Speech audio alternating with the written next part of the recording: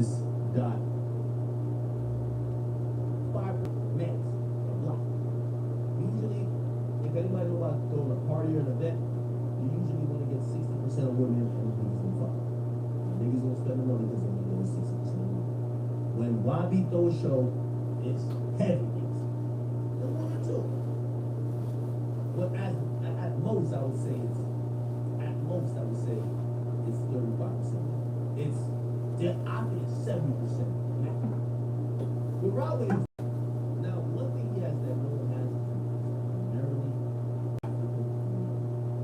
It's primarily people who come from, I would say, around the same environment like YB fans, except these are the females that pop out the most, and these are the people who feel that they come from certain situations, the hood, whatever, and his music has powered them through emotionally through a lot of different things.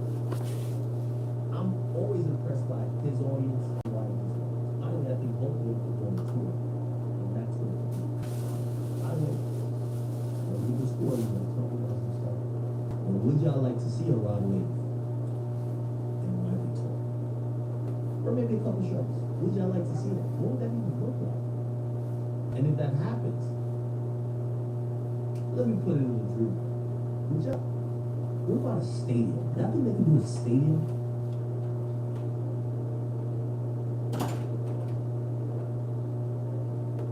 Keep in mind, 17,000 sold out Barclays.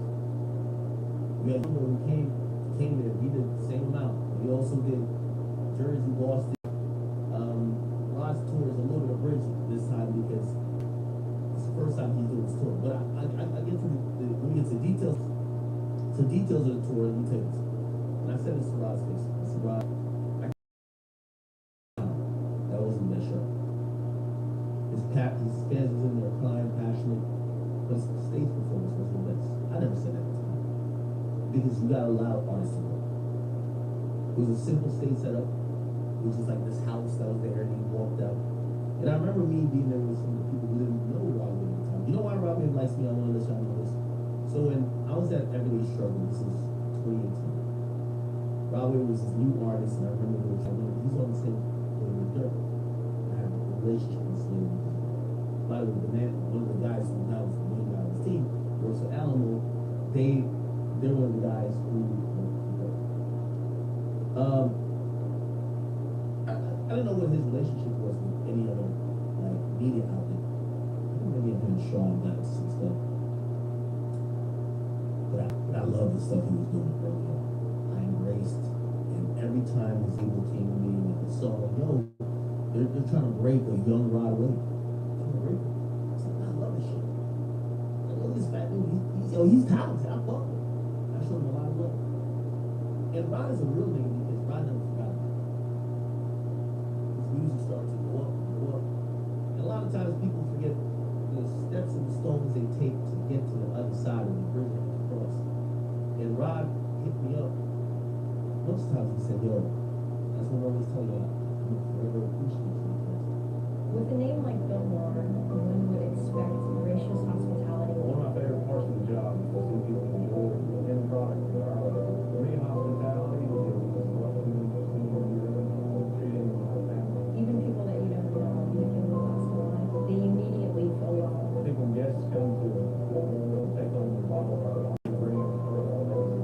We have over 41, so there's something for everyone. And surely we can find something that you love here at Billboard.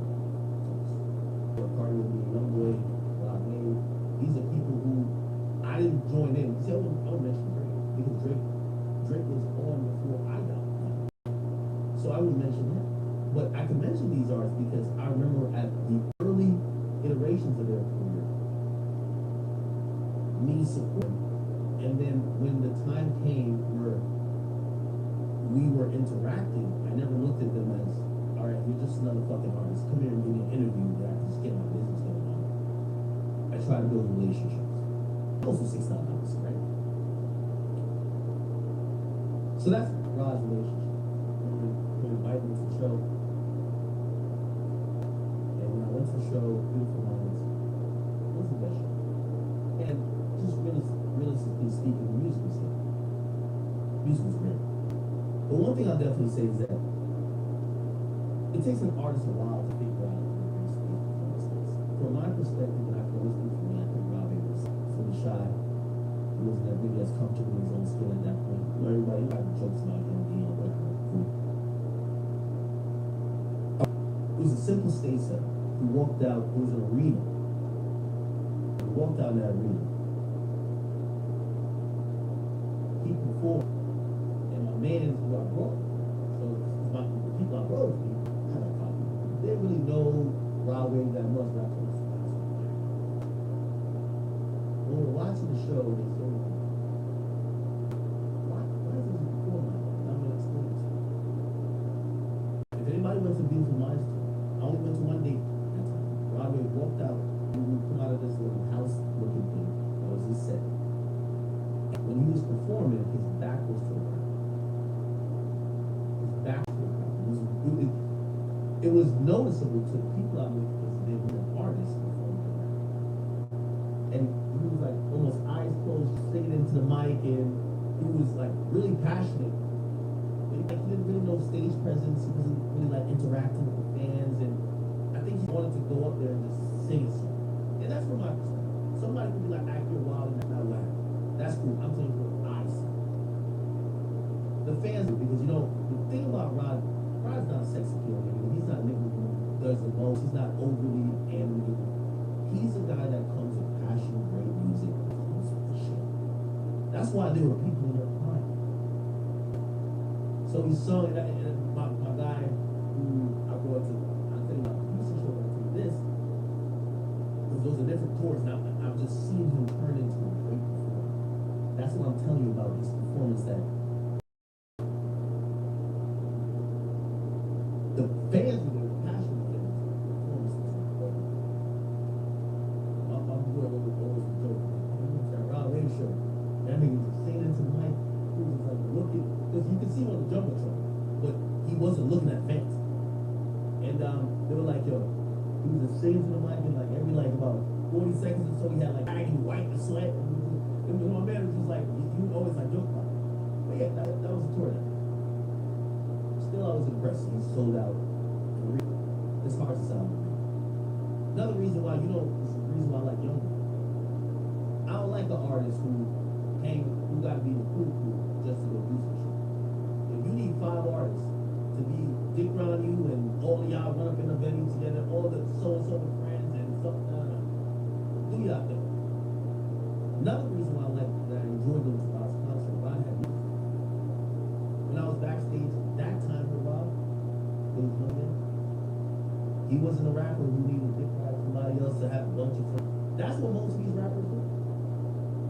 They insulate themselves from things that's hot because they don't really believe in themselves like that. And they play the dick ride. Rod, same with Young. Hold on. They're just there by themselves. I'll tell you even for this show. His one opener was YTV Back. He showed up to backstage. Backstage came on and it was Rod Wave. That's it. There's no bunch of. You don't need it. Rod Wave. So I always was impressed by it. I know his performance was good.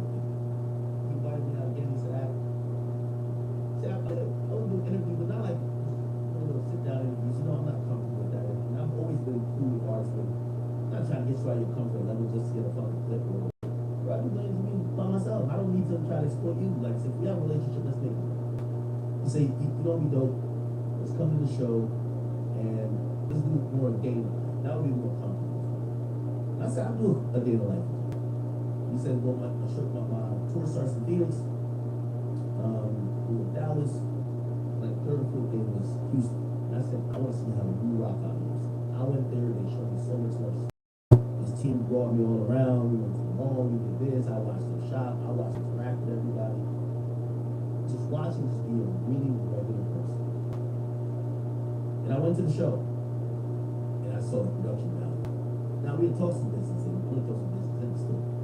Because at that time, I don't think Rod cared about the conventions. You know, it's not just, there's a lot of Rod and those things. Yeah. Rod had told me he had secured almost like $60 million for a tour. He chose not to go to Live Nation. He was going to get, I think about this other company gave him more money. They basically gave him the entire month. And this is what I like about Rob Wade. This is what we're going to talk about business. Hands-on. He started doing deals and he realized how important live shows were. Now it was up on him to like hire comedians. So we get $60 million.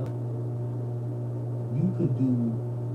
Remember I told you about this first. You could do the basic level production. No pyrotechnics. No smoke. No this. No that. And you could, if it's $60 million, you could pay for your production for $60, $70. So you take them. By the time I went to this Houston, his performance and stage and everything else, he told me, he gave me 60, I kept 40, but I took it, I really not one of the best production. So basically, from 60 million to 40, 20 goes back. He said, I was inspired by Drake's. Drake, it's a good. That's why you see this, because this is another step up. He said, I'm not a nigga who's gonna be on stage dancing, I'm not doing too much, hell of a show. So when I watched Drake on that It's a Bird tour, he had a 360 phone, 360 stage. Some of the problems on that tour happened because of production. He paid pretty heavy, $40 million for production. And for him, he was saying to me and saying to everybody, I care about my shows. My shows, rather than just saying I could make this amount per show, I want to make the shit good. I was that Houston show. He was a markedly better performer than he was not the song first, but also he was healthy. I don't know if it was dancing with, but there's a lot of pyrotechnics, lights that lifted him into the crowd.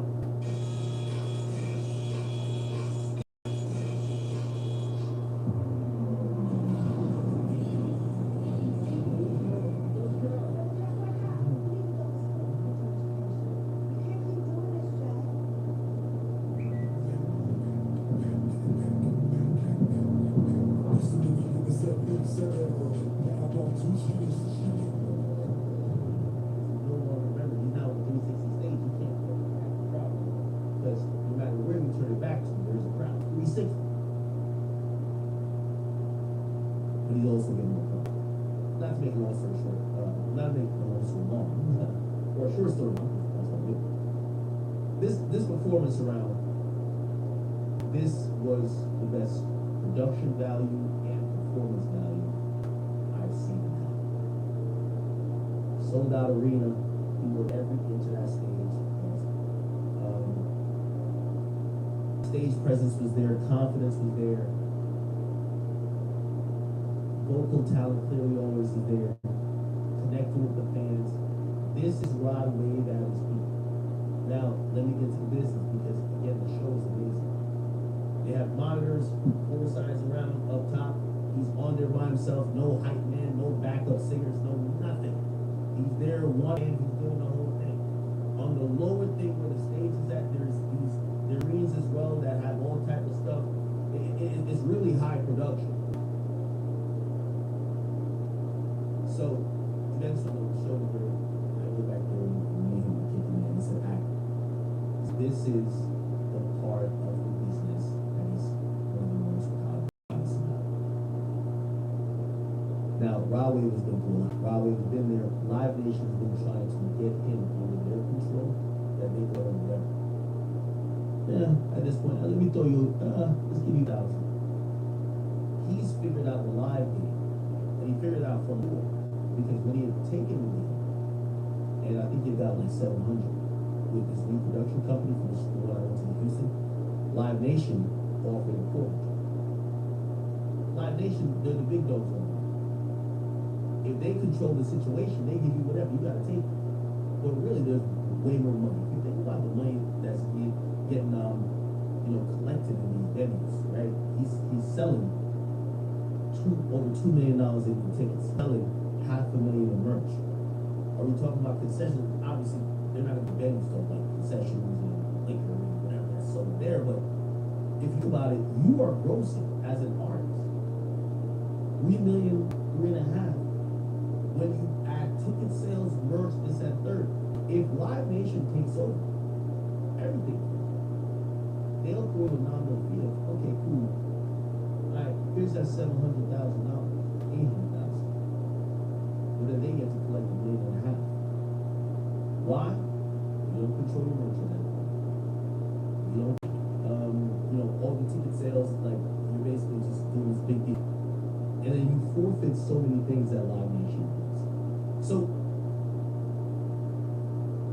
what he did was break down the numbers. And this is where, I hope most artists, it's to bring the crowd out. Not every artist can do this. Some of these artists are only rolling out. They can't really do it what he's doing. Show me the raw numbers. 2,050,000. 50,000 is for a jet. It's a 500,000 deposit per show. Once the tickets hit a certain mark, you got that money, and then once the thing sold out, you got the other rest, which is so it was $500,000 was went to a certain console, and another $500,000 for, and then there was $1 million, then there was another $500,000 for, and then here's the point, not to really bore you with all of these. The business that he's operating on is one that I feel like if rappers who all claim they're really know how to market themselves, don't play about some bullshit and make great music, they could be doing the same. They could be doing what Rob is. And now, a lot of artists also talk that shit, but they don't know. You know what Rob Wave did? Say, oh, hold on, I don't want you to be back here and say, because everybody there was all teeth, they smile. They know. It's like they're hitting a lick. Now, you're breaking everything down, and you would think, you'd be like, all right, trust me. He said, no, give me the phone. Gets the phone. He shows exactly how it works. He said, usually we work with a promoter. Whether it's Live Nation, we work with this other company. I've cut the middleman out. I'm working with these venues directly. We form a deal that's been structured kind of like this. And based on the ticket sales we feel we're going to get in the majority of cities, this is the money that we know we can guarantee. We bring our merchant. We bust it from city to city. We control everything. We don't need the middleman.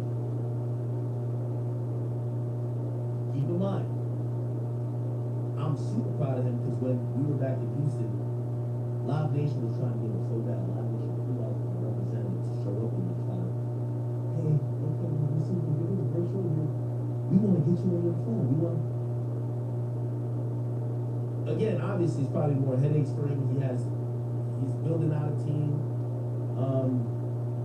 And one of the final questions I asked him while we were back in dressing room, I said, you ever take a second and think, how your uncle would feel about all this shit now? It was like a real, almost emotional moment where it's like, yeah, it's like, man, he said, one thing with me, I've always learned a lot from like people who are my elders, and like I'm one of the people who, if you're like an old head around who say some shit, I don't be like, oh man, go ahead, old school. He's like, no, I'm gonna take shit to heart and actually put it to my action. So yeah, really great thing he's doing. I hope a lot of artists learn from or collaborate, because before mentioned we talked about trying to help other artists who on to Live Nation and be controlled by them.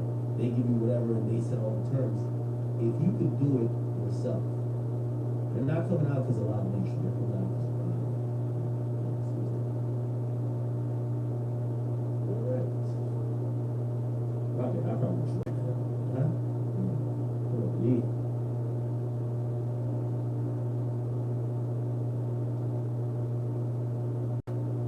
Alright. Chat, we'll see what I'm doing. Like, new topic, if not, I got out of here. I love y'all. I love this. Is Christmas. I know. Give me a break. I will, we still have you back on tomorrow. Nothing got. But I want to be over here with y'all. So let's try to, I've been really committed these last couple weeks. And I appreciate you guys for being with me as well. So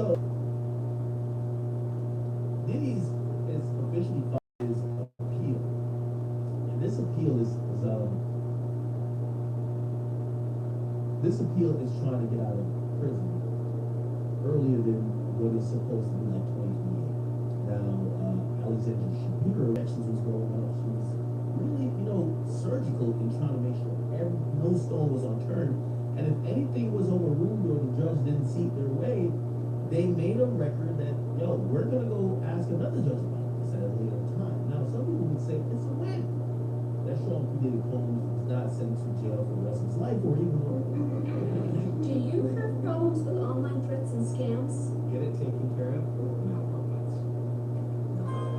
Malwarebytes is putting powerful cybersecurity in the hands of everyone because digital security should be simple, not scary. This is cybersecurity, reimagined for home, travel, or wherever you are.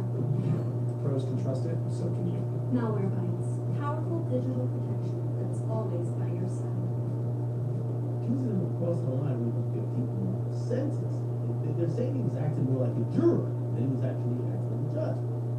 The Diddy team has filed an appeal, and they did it late Tuesday, right? Which is very important because it's before the deadline of when the courts close, and you have to basically submit it after New Year's. But they submit it before, and it says they're saying his conviction should be overturned. So they have reasons for that. There are reasons for that. Number one, Diddy is the only person that's prostitution was men. Like he's the only guy where he's sent to jail for prostitution, in comparison to other people's cases which never have this type of conviction, right? And sentence, okay? So remember, the sex trafficking did not only include Cassie and also Jane Doe, including the sex work. Basically saying that was prostitution, right? Also, he's making the point that how is it prostitution when Diddy never had sex with the people he paid? Cassie and Jane Doe, he's saying, I didn't pay them. Even if he lived that, he said, no, the sex acts, the free throws I was talking about, I paid, or I paid through a surrogate, which was Jane Doe or Cassie, I paid the male sex worker. I never fucked none of them. That's what he said, how am I convicted of prostitution when I'm the only one that fucked, right? And it says it should be overturned as conviction. If not, it should be life. His lawyers have filed multiple appeals before this one seals out the judge, because it says the judge is acting as a 14th juror, right? It says in the documents, the lead appeal attorney, Alexandra Shapiro, claims the judge is 51 sentences based on conduct for which the actual jurors acquitted Diddy of. They're saying, the judge is looking at these other factors of him beating up Cassie or him blowing up Kid Cudi's car, but that's involved in RICO. But the RICO he was found not guilty of.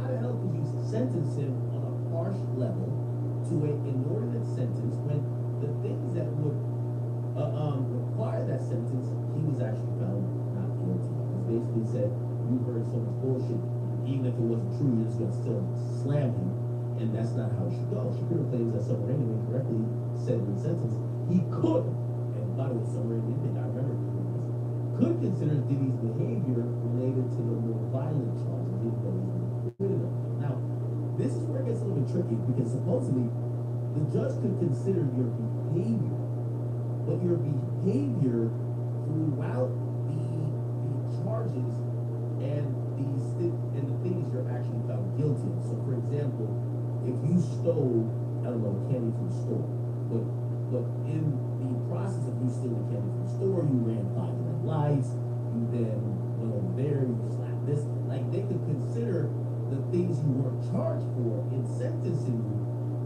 for the shit that you were actually guilty of.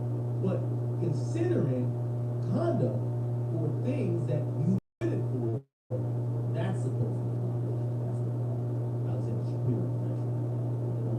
She said she posed a violation of Diddy's constitutional rights, insisting that sentence should only be based on the 2 counts of violating the Mann Act, which is transporting individuals for the purpose of prostitution, which he was convicted of. By the way, I think this is actually a good point.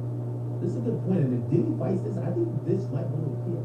Now, I don't think this is, before court. Because this is gonna be a landmark thing that I think the judge, if there's not already a case law, can determine. Could you be, you know, say you got 15 charges and 14 of them claim this a really bad thing, but you got acquitted of all the really bad things, and then the last charge is you not paying taxes, and should you get slammed because you're accused of those other things and you're found innocent? That's gonna be a good point. Now I do think that the federal government, or I think the president of the United States, Trump, over time, he's gonna commute. He's gonna do something, which means he's not gonna pardon him, but he's gonna commute, basically saying, hey, you have served your sentence, go home, but you still be felon. I'll see if I'm right on that. You guys remember? Okay, cool. What is this? Oh. In previous appeals, Diddy's team also argued he did not set up a travel or pay on the prostitutes. Therefore, he didn't violate the Mann Act. That's also a good argument. Why?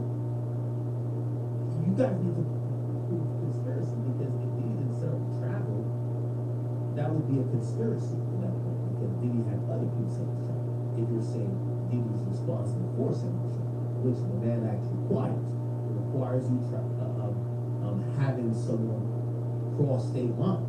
And if Diddy never set it up, how was he convicted of that? Federal prosecutors still asked him a couple months to respond before the case could go before the appellate court. Interesting.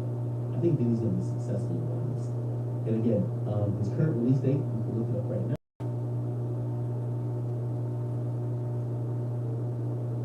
Let's look it up. Sean Holmes, 56. He's 56.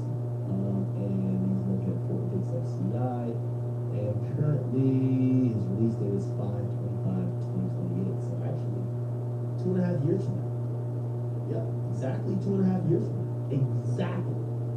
On the dot. Today makes 2.5 years. He will be out of jail. Wow. Wow. So he would be, what's that, like 58? But even then, I would make a bet that he doesn't serve 20 years. I think through one of these appeals, he's going to be successful, or he's going to be successful on competition. I'd make a bet on that. So is a man, right? All right, people. I am getting out of here. I gotta go hang with some family. I gotta go, listen to all the drama that's going on. Which I mean, Christmas. We basically eat Jamaican food, oxtail, curry-goat. I don't even know if there's presents being given out, but we just sit around and talk about my family. Chat, I do love y'all so much, so much. Thank you guys for watching and supporting, and I will be back for day, tomorrow will be, I believe, day 28, right? So, thank you guys for watching, and I appreciate you. Take some time out for your family, okay? I know you guys are very content driven. Yes, I am too. But this is a time of year, and we also have to make time for family. I seen Kai Slant say something recently about how much he was streaming and his work ethic, and he kind of lamented about missing out on some stuff before. That does happen. When you're a content creator, you're so uberly focused on getting content up and being live all the time or making videos. You forget what's important. Time spent with your family, your cousins, your nieces, your uncles, your nephews, your brothers and sisters, mom and dad. So please, you guys, take some time, spend with family. You guys are my family, that's why I spent some time with you today. And I will see you guys.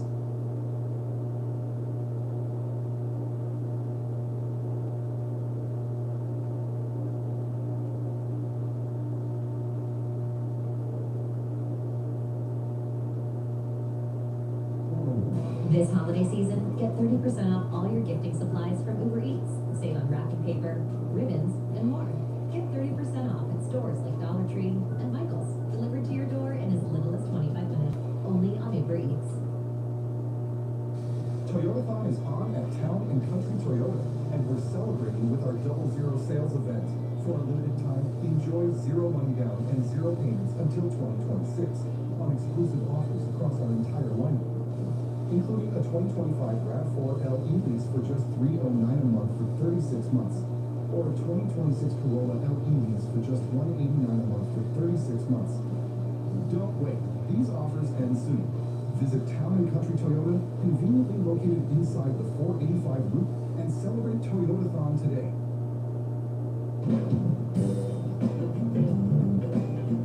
Brighton, London by the sea. Loads of locals and a steady stream of hungry tourists. Nestling just a stone's throw away from the seafront is Mama Sherry's Soul Food Shack, offering classics from America's deep south. Oh, nice. The big soul mama, aka Sharita Jones, has raised 30 foster children, but running her first restaurant is proving a far bigger handful. Always just comes out and fall apart. So I don't want it to fall apart. It's definitely a shack on the outside, anyway. Front end caravan. Is this it? Sharita, good. Good to see you. Nice to see you. This is small and quaint. It's quaint, it's cozy. I'll say. It's like walking into a lounge. Thank you. And that's what it's supposed to be about. Because I tend to spend all my life here, this has got to be my front room. Otherwise, where do I get to kick my feet up? Like this room. After 3.5 years, despite throwing everything at this place and working 7 days a week, Sharita is still in serious debt to the tune of £65,000. And who's the chef? I'm kind of the chef. I come from a background of Big Mamas and all of them. It's called Stick to Your Ribs. Stick to your roots. Ribs! Oh, ribs! Yeah, Oh. stick to your ribs, to your ribs. Mama Sherry's shack seats 40 at an extremely intimate squeeze. But sadly for Sharita, that's not often a problem, as weekday trade is virtually non-existent. It's great at the weekends, but somehow we've discovered that we're in a hole. We're just in this hole, a financial hole that we can't claw our way out of. Have you made Not a single penny have we made since we've been open. It's hard to put our finger on why. Is it critical? Yes. How long we continue staying like this? Truthfully. Truthfully, I'd say 3 to 6 months Maximum. maximum. No customers, no money. Right. It's time to check out the kitchen. Oh. Sharita calls herself a cook, but Brian Moyer is her head chef. So who's in charge? How you doing, dude? Do you do this and all that and all that? I try not Yeah. to. We're going for cliches. So are you the head chef or are you the cook? Why? I'm confused. Well, I wasn't going to come as a head chef. Right. Because of problems with finances and things like that. So let me stop you. I took a emphasis. So who writes the menu? Sharita has been doing it. She does it. You got a cushy job then, really, haven't you? You can say that. As a chef, yes. Pretty chill. Huh? Yeah, as a chef, yes, it's pretty chill. But A head chef who doesn't write the menu and only works 35 hours a week. Next week, tell me he's forgotten how to cook. Here you go.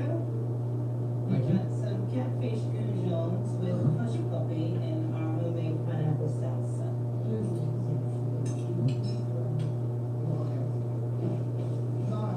It's actually quite nice. Very delicate fish. And it's nicely fried. It's very nice. Very nice. Thank you. You got which mains? For mains, our plate's piled high with a clumsy mess of ribs, spicy chicken jambalaya, and corn and bean succotash.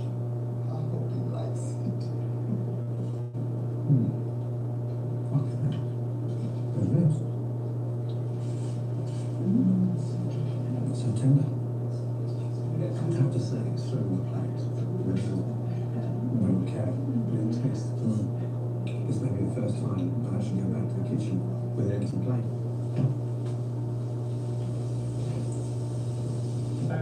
Thank you. Bloody delicious. Thank you. And you know what? Thank you. I thought it was going to be really spicy, but it turned out and it was spot on. Thank It you. actually made me feel like I was back at Mum's for the first time Oh. and having some home cooking. It was very good.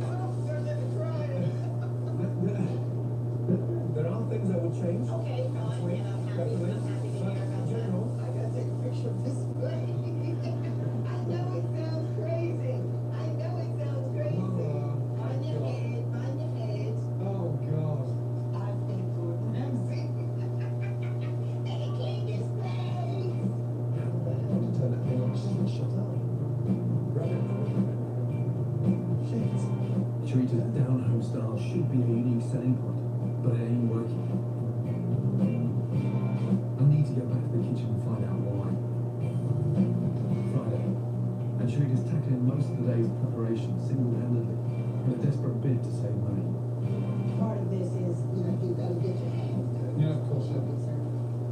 Marinating meat, making dressings, sauces, and baking are all crucial things to prepare in advance of a busy service. She's shaking off the excess. But deep frying chicken wings 8 hours in advance of their first booking, that can't be right. Just So move why do on. you cook them now? Because if you cook them off now and leave them to cool, when the order comes in, it's just a matter of picking out how many we need, and they go back in, and they come back into a nice. Are they not gonna try? No. No. I'm beginning to suspect the good old home cooking isn't as wholesome as it could be. Mostly it's coming from the freezer rather than the soul. How many freezers have we got? 13. Mate. By the time Brian turns up, there's not much left for him to do. So you can't really feel like you're head chef if you've got Sharita in the kitchen every morning cooking the food and you come in and just in a sense you're not actually really cooking, you're just coming in and putting things together. Piece together, yes. It's not that hard, yes. Have you lost motivation? Yes. So, if Sharita's head chef's got off the boil, I'm hoping her remaining crew, part-timers, have a bit more spunk. Heading up front of house in Lower, she arrives 10 minutes late for the evening service. 20-year-old Adi seems to be more committed to his glamorous day job. So why paddle beating? Kitchen porter Gavin lives next door, but he appears to turn up when he feels like it. And Sharita's librarian husband, Phil, hotfoots his back from the day job to become basement barman and resident DJ. Looks like you're not sure of that. He does that as well. These, and numerous other part-time staff, are all members of Marsha's big laid-back family. So when he's in the chef in the service, he's sliding down like Michael Jackson. Yes. Yeah. Oh, fuck me now. I hate to run a good party, but if you want to run a successful business, then the terms laid back and professional just don't mix. It's not just about how good the food tastes, it's about how it fucking gets there as well. And that is crucial. I can't wait to see this team of jokers in action. Alright, so we can go. They're hungry. Immediately it's clear who's the mother in this kitchen. I'll give you a chili pepper and you ain't gonna let them know. Just go on. Can I take the seats out? Sharita talks to them like they're her children, and she's the only one cooking anything from fresh.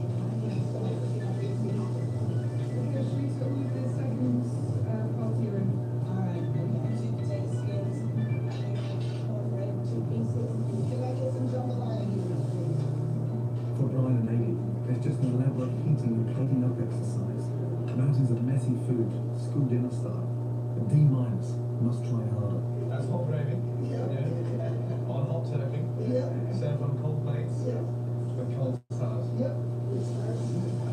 What's he laughing at? This is serious.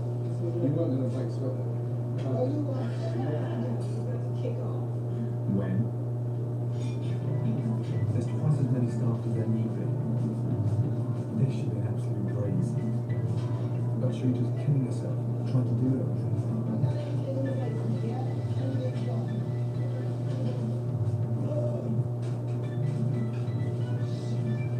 Paying 2 fully qualified chefs to dress and send a plate of nachos. Come on, that's a surefire way to break a business.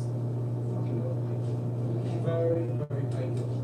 Tonight, on several occasions, you're standing here, cooking away in a world of your own, and these guys standing there just almost playing with themselves because they're waiting for something from you. If you are the head chef, Yes. then you're going to have to start taking the reins. Yeah. Yeah. Through a busy night without pissing your pants with laughter. 2 hours pure concentration without laughing. Okay. I bet you can't do it. I can do it. Are you fucking smiling already? If there was ever a case of too many cooks, this is it. One of them will have to go. Already. I said no smiling, no laughing. Serious. Okay. Set a fucking example and do not be scared to get rid of baggage. Brighton's best kept secret, Marsha's Soul Food Shack, is so well kept, it's losing £1,000 a week. No one at 20 past 10 in the morning. By day 3, I've uncovered a couple of reasons why. I know it's chill, but fucking hell. Not children's a step. food's good, but it could be so much better. Where's Brian moving Right. Yeah. Secondly, there are far too many staff, and most of them aren't pulling their weight. Latest. Yes, what'd you do to him? When he's late? Nothing. Nothing. Just gonna wash up right now. So you're washing up as well? She's in, she opens up, brings all the supplies upstairs. You should be ashamed of yourself. Right. Shooter's next task is to make a huge batch of macaroni cheese that will last her for 2 whole weeks. Keep this going, this is coming up nicely. Hot on the stove, her food is irresistible. People will travel miles to taste it. I like that. Yeah. Yeah, very nice. But like a lot of her home cooking, this lies destined for the freezer, where its delicious texture and flavour will be lost forever. We cook beautifully, Yeah. and I don't understand why you would freeze it. Okay. It's so tasty. Well, I don't think I want, it's not a case of want So to. I think you've got into a habit, I've gotten a habit. which is a lazy habit. You're not lazy, you work so bloody hard. It's a matter of. He's definitely lazy. If you turned up for work half an hour late in my kitchen, trust me, you'd be home for the day. Looking for a new fucking job. Dove, the market of the title. Thanks for calling Discover. This is Diane. Hi, I just received my new Discover card. It says cash back on every purchase. What's cash back? It's new. Buy what you need, earn a little extra back. Even on walkie-talkies, rope, and a baseball bat? You betcha. And the 15 pumpkins? That works. Absolutely. What about flowers? What he meant to say was sunflower. A what?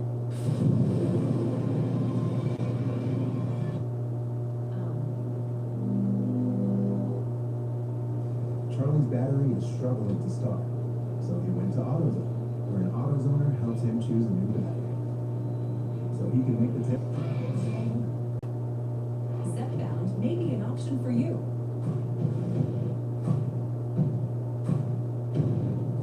Click to learn more at zepbound.com.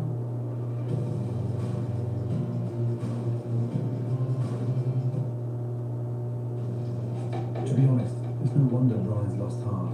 The man's been working in the kitchen for as long as I have, but to save money, he's been sidelined. So much so, he's rarely involved in actually making any of the food. There is a kind of a method to my madness. When we throw it together. It looks like I'm throwing it together, but I throw it together the exact same way every single week. So when you're not doing it, who does it? I'm doing it. That's my point. Okay. If Sharita was using Brian properly, they could ditch the freezers once and for all. And macaroni and cheese is in there. That looks delicious. I think that should go to staff food. Yeah, I think so. Does look good, doesn't it? As it stands, few customers will taste the food at its best.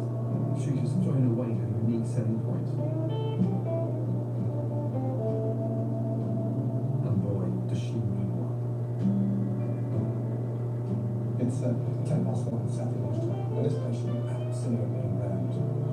And there's not a soul in here.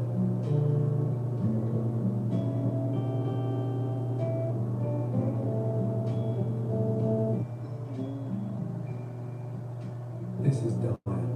Saturday and Sunday are your prime days for business. But like many failing restaurants, Sharita's making some classic mistakes. Brian's meat pie, £8. I know it's going to be good.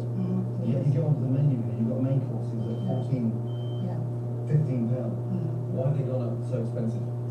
And bills. To be blunt, if a bank manager, Yeah. accountant, and I'm saying, help me, how do I do this? They say, you don't get iteration prices. Iteration prices. Always the bank manager's solution. Yeah. Put your prices And up. it was literally down to Yeah. the bank manager. Well, he's an arsehole. Good. Yeah.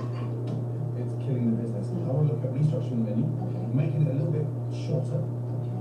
tweaking the portion size, All right. having less come back. 60% on bones on that. But is that 40% on the market? The objective for every customer coming through that door is to have a starter, a main, and a dessert. You wait and see the turnover treble if you can squeeze 3 courses out of them. Okay. But before we can squeeze anything out of anybody, we need customers. And if they're not coming to us, we've got to take Mama Sherry's finger-licking food to them. Got the meatloaf? Yeah. Got the ribs? Yeah. Got the chicken? That smells amazing. And who better to flaunt it than the mama herself? Don't be shy. Whoa. I'm gonna come to you since you're not coming to me. All cooked fresh, and Mama Cherry soul food shack just around the corner there. Yeah? Pretty good. This particular food is called soul food. Okay? Cooked from the soul, from the heart. Boy, she's good. A soul food evangelist, and she's out to convert the whole of Brighton. Soul food. Can I hear you all say it? Soul food. All right. Just wind her up and let her go. More wings? All right. Let me get this tacos on the house. Next time they're paying it. Yes, I did.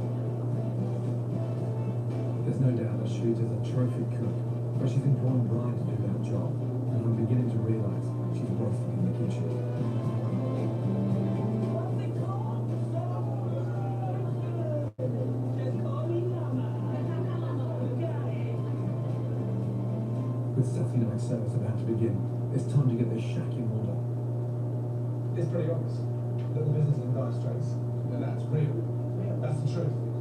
Watching you guys over the last couple of days, you actually treat it like it's your fucking home. Chilled, relaxed. And this lady here, you talk to her almost as if it's your mum. And that really has to stop. If this is going to go any further, and if it doesn't work, not only are you out of business, the livelihood's gone, all you guys are out of a fucking job. You've got no work. So when it's that far down, we really have to dig deep and come up with sensible ideas. And tonight, I'm going to ask you to stay out of the kitchen. You've got so much to sell. Yeah. And you're a fucking good cook. So, Sharita, let him cook. Yeah. You have to pass the reins over that. And if you don't break away from the stove, I swear to God, the business is going to close. And let them do the job that you fucking pay them money for. Okay. Yeah? Yeah. I'm gonna go put some makeup on. I'm gonna be upstairs. Sharita's street hustling and secured a fully booked restaurant tonight. If we're going to get through it, we need to get this kitchen working like an efficient, well-oiled machine. Hey, you doing? Time to whip up a bit of professionalism into these boys. Gavin, can you take those starters and food downstairs? Yeah, we'll stand there and do nothing. There you go. Thank you. So you're standing there, open up your eyes, yeah, and get it fucking working, okay? You're running this place, you know that. You're gonna push that downstairs and you can do it. Yeah? Not just to her, but to yourself and me. I said no smiling, no laughing. Serious. Okay. Yeah? Let's go. Good evening. Have you had a chance to look at the menu? Downstairs, Sharita slipped effortlessly into the role of the hostess with the most. Did you eat macaroni and cheese? I'm telling you, it's fantastic.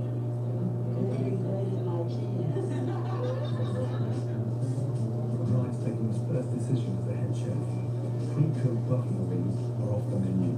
From now on, they're being cooked to order. Chicken's been good for fresh.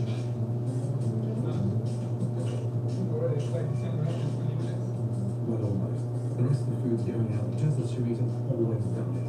Hot food, cold plates, and inspiring sights. What about that? That's shocking. And jaw-breaking meatloaf. But let's not try to run from the problem. Can I get this one as soon as possible?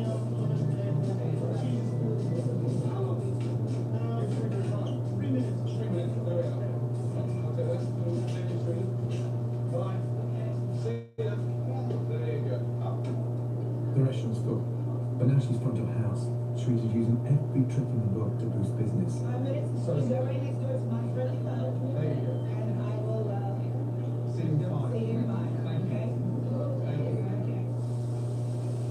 Brian, you're over. 2 hours in, and the food's not going out quick enough.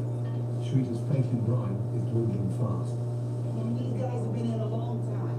I got kids down there. Yeah, but the starters are just gone. They've got their stuff. Okay. What happened now with the starters? The starters. Yeah. So we're in the lift. Yeah. Yeah, these starters. For what? Police station. Basement's gone, doesn't matter. Oh shit, I just told her they're gone, man. For Brian, 3 years of living a culinary coma is a hard habit to break. He's beginning to lose it.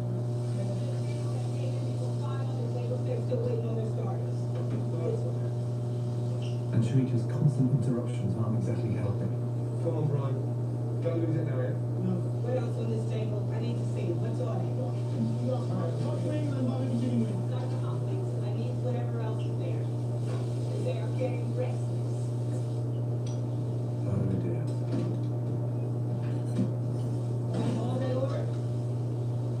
I'll tell you what the problem is. With fresh food, yeah, you can't expect the food to just jump on your plate. You explain that to her after. Chicken takes a good 14, 20 minutes to make sure that you don't kill it. Okay, as that pig meat go on, because it needs to go on now, because it takes the time, yeah? Every minute you're in here, we're losing money. Fucking hell. So, what do you think of that meatloaf? Thank you. Didn't I tell you? Didn't I tell you? I thought we should go after a really good start. You were slightly nervous being down there because you were sort of not spying on them, but coming up, agitated. Yeah. You lost it, Brian. A little bit. Yeah. You said something interesting there. Yeah. Julia has to understand it's going to take 3 or 4 minutes longer because I'm cooking for raw. And the benefit is the customer. But I think this guy, with the help of AD, can get faster. Much faster. I mean, how would you sum up? You're in the dining room now. It felt good because I'm telling you, for 3.5 years being here, this is the first Saturday night that I've spent downstairs. They've seen you. That's the face they want to see them. They come, they say, Mama. Downstairs, I'm going to be cracking the whip a lot harder. It's your business. So, Of course. You know, and that's what I was thinking. Yeah. You know, I got to crack it. Let's go. Okay. Thank you. Good. Thank you, guys. Let me get down here and finish seeing, because I got a few more desserts to sell. Yeah.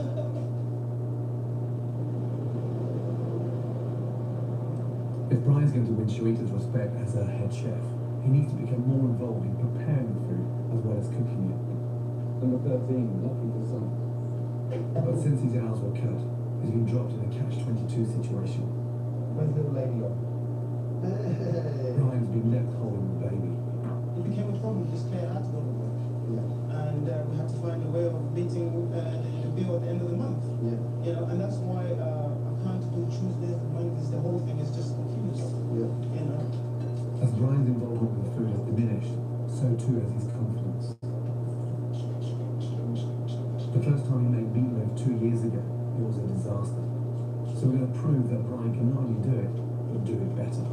How much input do you have on the menu? Even sometimes I will do a menu somewhere, but she changes it anyway. So really, my influence disappears. So you've got to be strong now. Yes. If she's going to concentrate in the dining room, you're going to be running the kitchen. Yes. You have to be strong. Yes. Yes. The problem with Sharita's meatloaf is the bacon. By the time it's cooked, it's like cutting into leather. That bacon you saw, drives that tiny fat of that bacon. Okay, so yeah, streaky bacon. Place one nice fatty piece of bacon there. As it's cooking, Yeah, it's putting moisture inside the meatloaf. Yeah. Fantastic. You know, if I put my foot down and say, no, this is like this, like that, I think I can see myself going far. You know, I can achieve things. It's a happy feeling. It's a happy feeling. just look at them.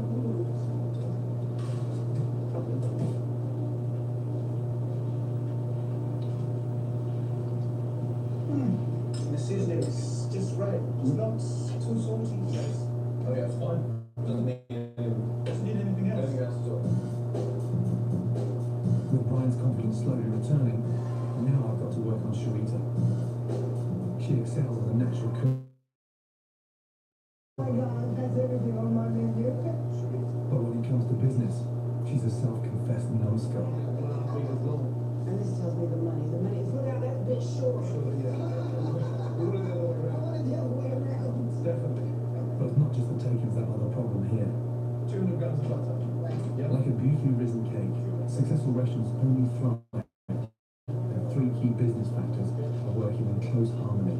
Whereas we added 200 grams of flour.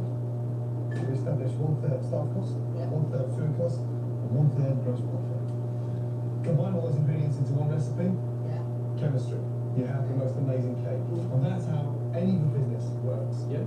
At the moment, Sharita's business case is way off course. Can I show you something what we've got currently happening here at the show? With few minutes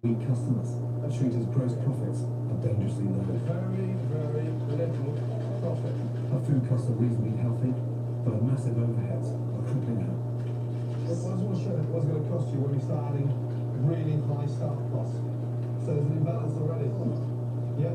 Bloody hard. Now I'm doing this on purpose to prove a point. Yeah. You can't complete a recipe for successful business when you've got an imbalanced situation.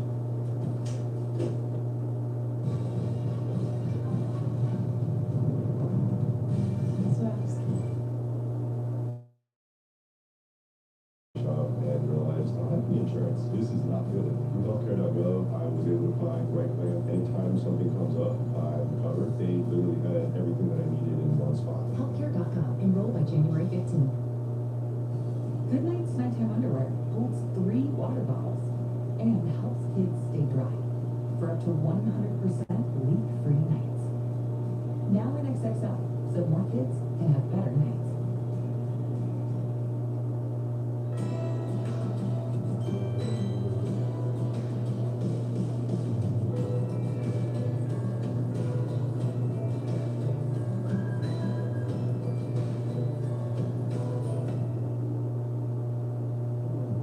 Uber Eats is dishing up best deals. Save 30% on holiday sides and desserts. Save on mac and cheese, apple pie, and more. Get 30% off your favorite holiday sides and desserts delivered in as little as 25 minutes. Only on Uber Eats.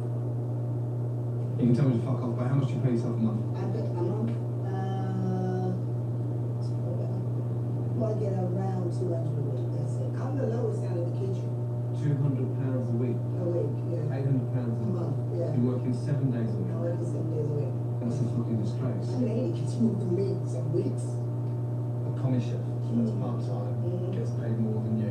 You're far too fucking soft. I know. You really are far too soft. Yeah. It stops now. I know.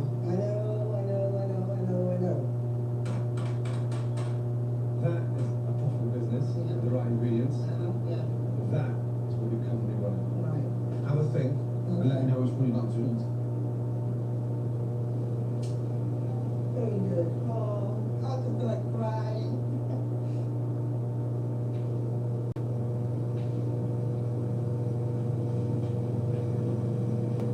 Why are you crying for yourself?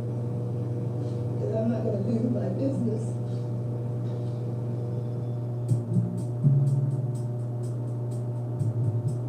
I'm nearing the end of my week in Brighton.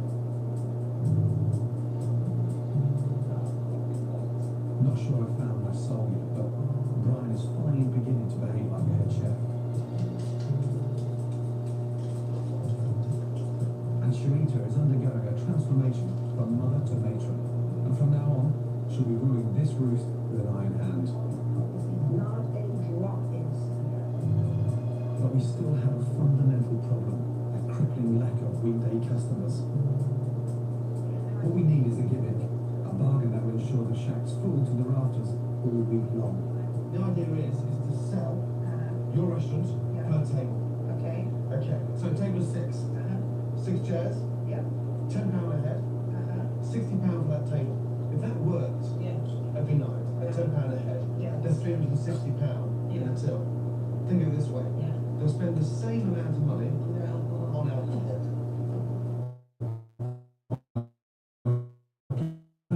Is to create a buffet for each table, simply on the existing menu.